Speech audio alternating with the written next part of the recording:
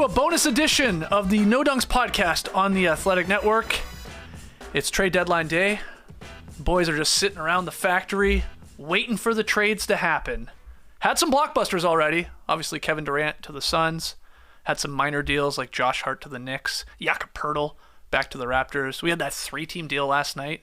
And we've done podcasts on those. So if you want to hear us talk about them, go fire those up in your ear holes or your eyeballs on YouTube.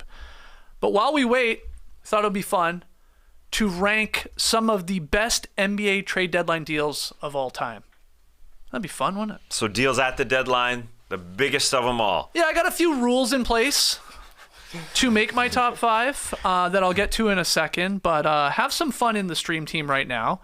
Let's hear your favorite trade deadline deals. If you're new here, hit the like button. Subscribe to No Dunks on YouTube. Again, hopefully we're going live a little bit later today with more trades. But yeah, just something to do while we're waiting around. What are we going to do? Eat food? Yeah. You guys hungry? I'm getting a pub sub as soon as we're done with this. Oh, he's made the decision to go pub sub. I made the decision as I drove in today, saw that beautiful Publix off the road and said, oh yeah, Italian boar's head on deck. Oh, that sounds tasty. That sounds tasty. Well, then we better get into it because this guy's hungry. So let's do this. The best NBA trade deadlines of all the best NBA trade deadline deals of all time, and let's make it a top 5. Top five. Top 5. Okay, ranking the best NBA trade deadline deals of all time. Big shout out to Justin Kubatko of Statitudes. Fantastic Substack. I say it all the time on the show, but he really inspired this list that I was putting together yesterday. I, in fact, went with a lot of the names he had on his list, sort of moved him around a little bit, threw somebody else in there. But Justin had 2 rules for his that I'm also going to follow.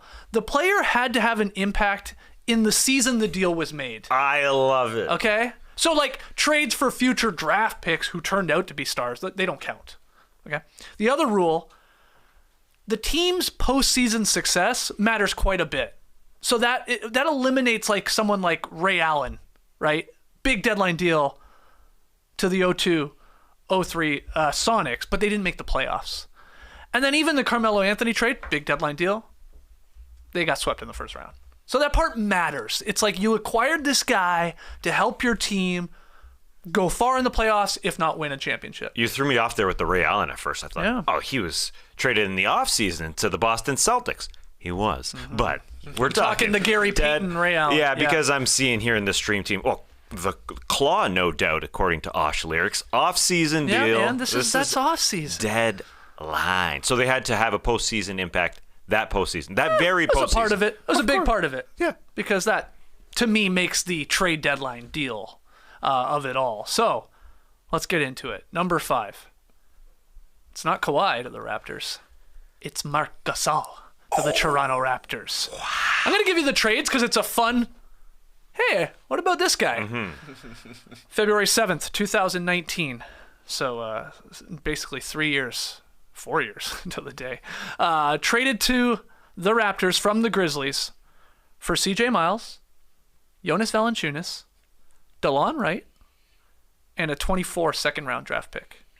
Now, here's why I put Gasol in my top 5. Now, he did not light it up when he came to the Raps at all. Didn't need to. 26 regular season games.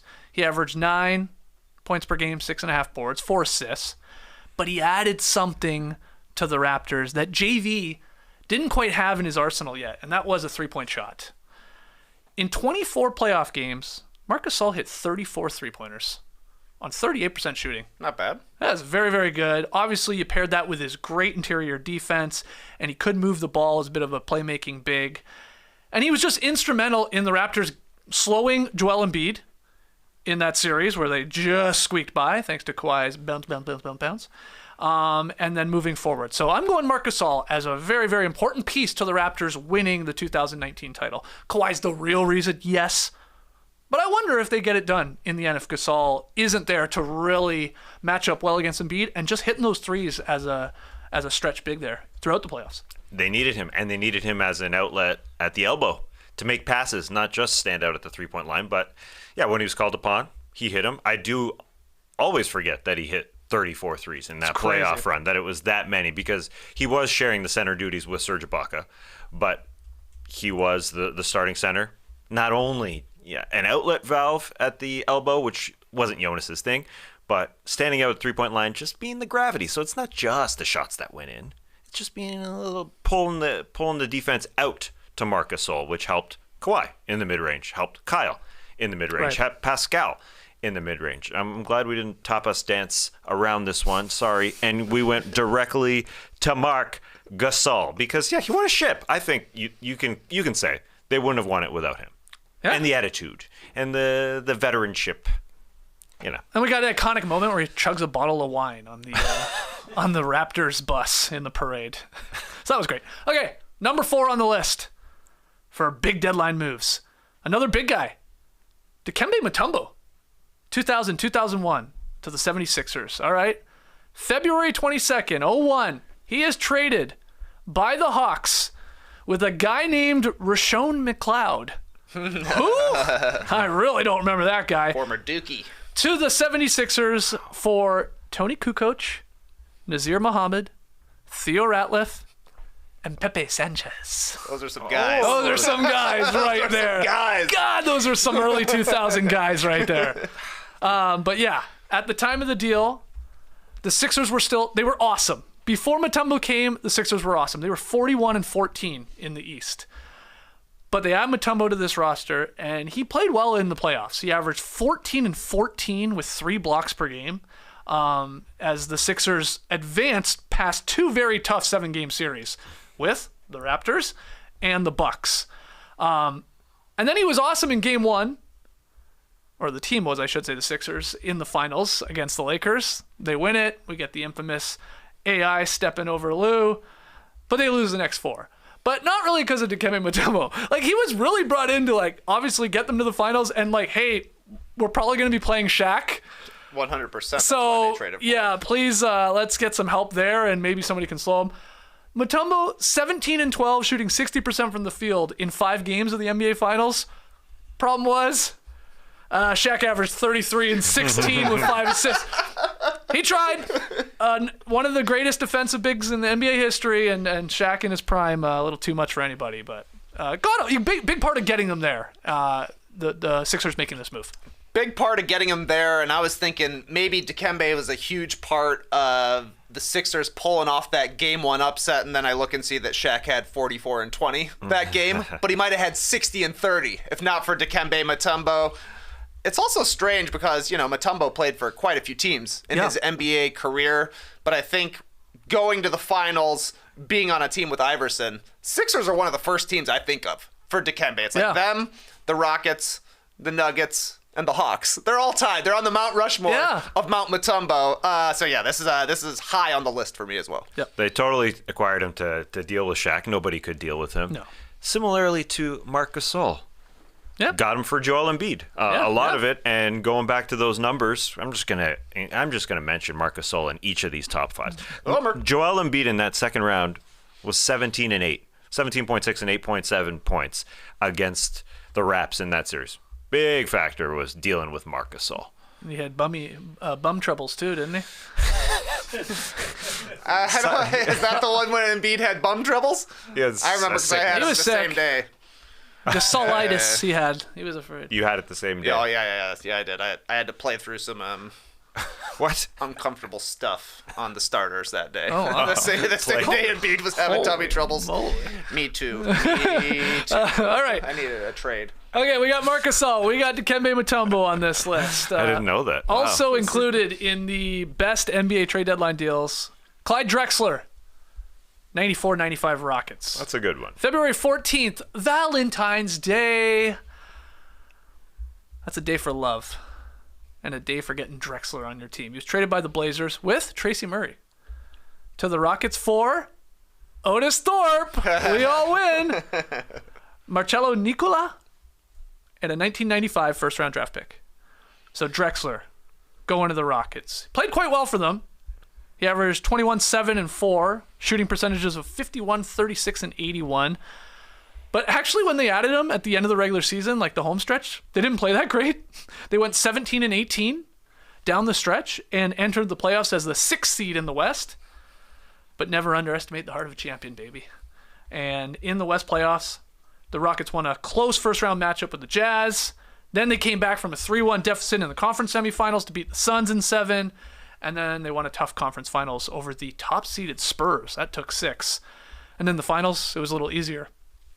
They swept the Magic, claimed their second consecutive title. And Drexler was good in the postseason. 21 points per game, 7 boards, 5 assists. And he was a monster in a couple of those games within those series. Didn't do a whole lot in the finals, if we're being honest, but he was good.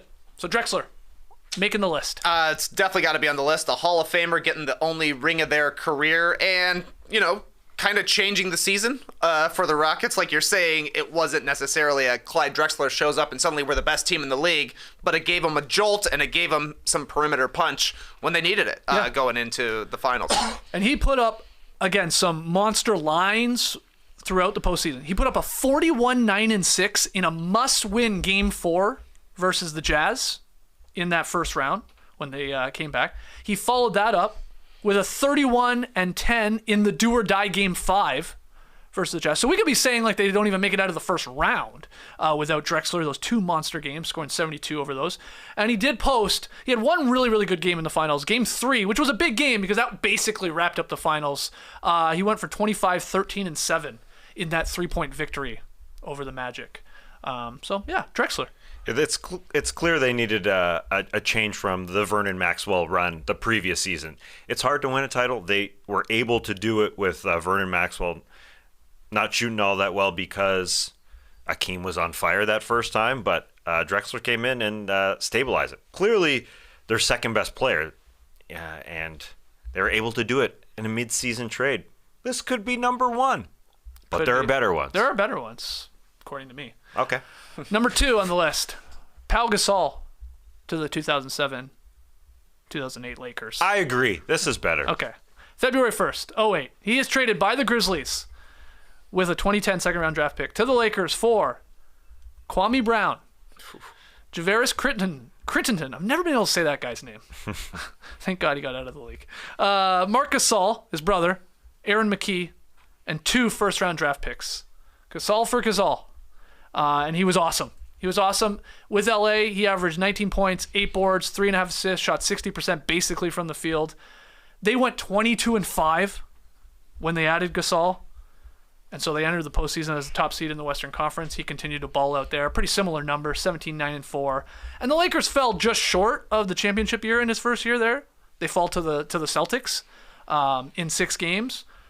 But then he's still there along with Kobe, and they win the next 2. So 3 finals appearances right there.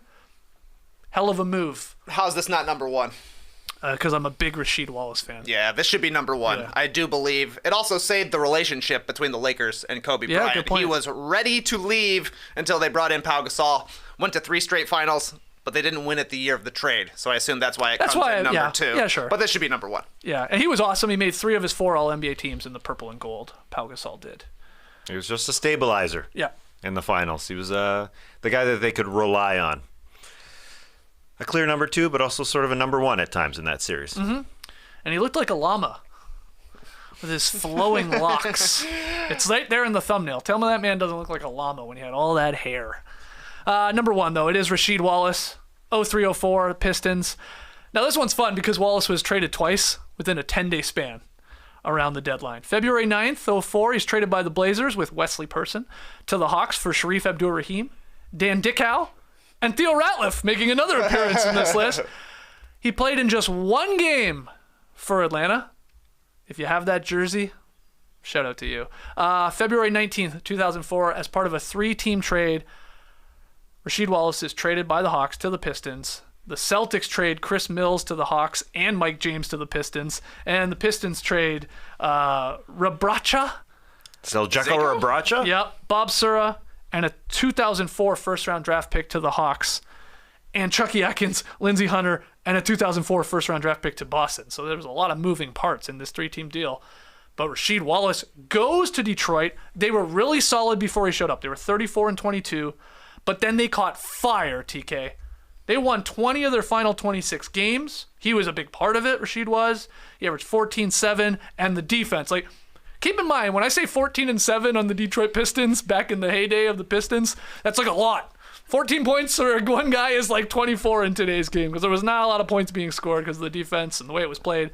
His postseason numbers basically mirrored what he did in the regular season, and he was instrumental in them going all the way and getting that championship. Roscoe, number 1. So you absolutely can make a case for Pau Gasol. And there was just one game with the Atlanta Hawks that he suited up for, right? Yep. In the middle there. I love the old Atlanta Hawks Rasheed Wallace jerseys that go around. Yeah. That's pretty cool. You see one of those, that's rare. Every Hawks game you'll see one, I feel like. Somebody has to pull it out. Yeah. And it's the weird one. It's like the weird Hawks era in between the Wings and kind of the next era of jerseys when they were pretty boring. The Hawks jerseys then. But the thing with Sheed is that he truly was like the missing piece for the Pistons. Because in 2002, they went to the conference semifinals. 2003, they went to the conference finals. They needed something to put him over the top, so they get Rasheed Wallace. He pairs perfectly with Ben Wallace. Now, I will say, Rasheed, probably the third name on these Pistons teams, and they were good. 50 wins in 2002, 50 wins in 2003. Took him up to 54 in 2004 and the championship. Went to the finals again the next season, lost to the Spurs. I can see why Rasheed makes the top of the list. A fan favorite. Yeah, and he did play his best ball in the postseason against, I think, a forgotten series, but against the Heat in the conference finals to make it to take on the Lakers when everybody thought they would get waxed, and they obviously didn't. But he played his best ball in that series, and they needed all of it to advance in 7 to get past them. And he had 4 games in the playoffs where Rasheed scored over 20, which again, sort of in that time frame of the NBA was quite a bit. But yeah, I go Sheed because I like that as that final missing piece to a championship. He was maybe none better, at least in that immediate season. Totally. Sorry, I had to click away because we're live here on YouTube. People saying we have a trade, so I got to check it out.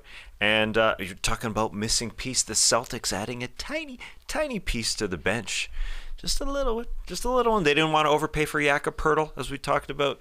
They wouldn't give up a first-round pick, but they're fine going and getting the Moose. Mike Muscala for a couple second Magic round picks. Mike, all right. So back up big. Okay, great. Your PJ Brown maneuver here for the Boston Celtics. One other honorable mention that Justin at Statitudes had on his list, but I bumped off for Marc Gasol, was Jeff Hornacek, who came over in a 93-94 trade to the Jazz, which he, of course, then pairs with Stockton to become one of the better backcourts for the next couple of years. Never get that chip. But go to the finals the next 2 years after he came over. And he played really well. He played really well when he came over, and then in that postseason, and continued to pair well with that team of Carl and John. But I had to play the Carl, homer. John, and Jeff. Yep. That's a bunch of Salt Lake City guys right there. Anyone else, though? I mean, there's obviously other big trade deadline deals. Maybe that didn't have the impact like I ran through there with a lot of these, but some big names. Who you got? Ones I would add, I would have, no offense to Marc Gasol, no offense to Raptors homers. I'm taking them off for the Gary Payton, Ray Allen deal. I know it didn't, result in a title for either one of the teams, but that's 2 Hall of Famers being traded for each other. That's a pretty big deal right there. Tim Hardaway going from the Warriors to the Heat in 1996.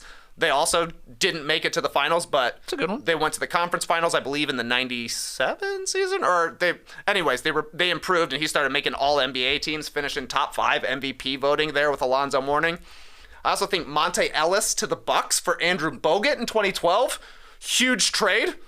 Bucks could have taken Stephen Curry. They had their choice. Yeah. You want Curry or Ellis? Give us Ellis. Andrew Bogut, instrumental to the Warriors' first championship in 2015. And then my personal favorite deal, Brad Miller and John Salmons to the Bulls, 2009. Took them all the way to Game 7 of the first round. Yeah. They lost. A good one. It was exciting. Any other ones? You got in the mix? No, I think we covered it. We covered it with all the Salmons. That was the Derrick Rose rookie year, first round series with the Boston Celtics. So many overtimes. That was that series. That was fun. There you go. All right, so there it is, ranking the best NBA trade deadline day deals. Or trade deadline deals. I guess they didn't happen on the day of. Right. But leading up to trade deadline.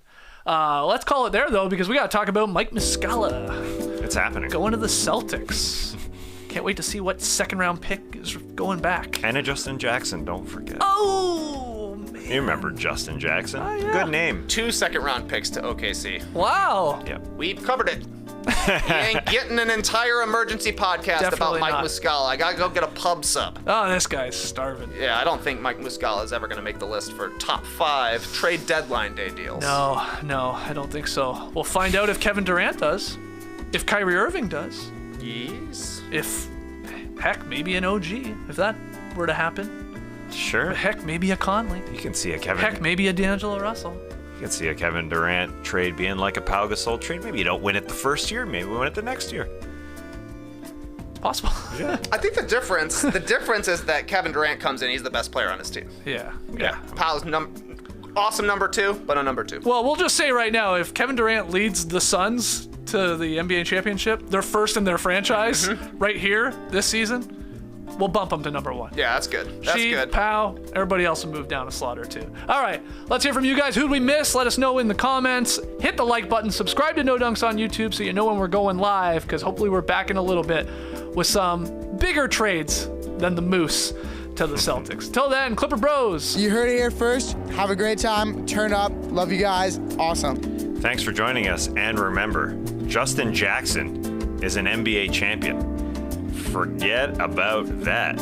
Squeezed one in with the Bucks in 21. We're talking about a disrespect for Justin Jackson here.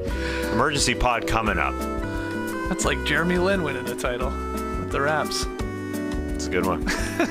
You guys want to do a top 5 list of like, wow, that guy won a ring? Richmond. Put it in the notes, put it in the Patrick Slack. McCaw. All right, we'll see you soon. Embrace the day, people.